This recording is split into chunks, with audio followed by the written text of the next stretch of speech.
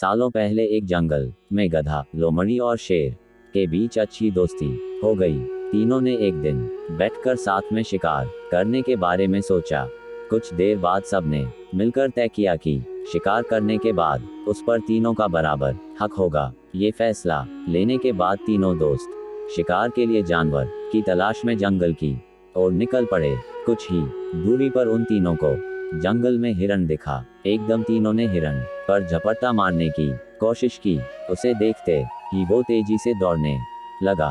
दौड़ते दौड़ते थककर हिरण कुछ देर के लिए रुक गया। तभी मौका देखकर शेर ने हिरण का शिकार कर दिया। गधा, लोमड़ी और शेर तीनों काफी खुश हो गए। मरे हुए हिरण के 3 हिस्से करने के लिए शेर ने अपने दोस्त गधे को कहा। जैसा पहले तय हुआ था उसी हिसाब से गधे ने शिकार को 3 बराबर हिस्सों में बांट दिया। ये देखकर शेर को बिल्कुल अच्छा नहीं लगा। वो गुस्से में जोर जोर से दहाड़े मारने लगा। दहाड़ते दहाड़ते शेर ने गधे पर हमला करके उसे अपने दांतों और पंजों की मदद से 2 हिस्से में बांट दिया। लोमड़ी ये सब होते हुए देख रही थी।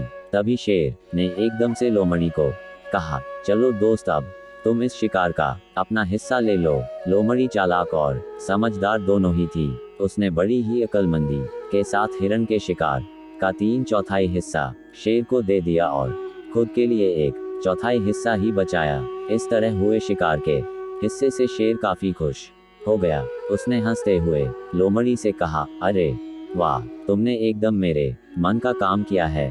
तुम्हारा दिमाग काफी तेज है। इतना कहते ही शेर ने लोमड़ी से पूछा, तुम इतनी समझदार कैसे हो? तुम्हें कैसे पता चला कि मैं क्या चाहता हूँ? तुमने इतना अच्छे से शिकार का हिस्सा लगाना कहाँ से सीखा है?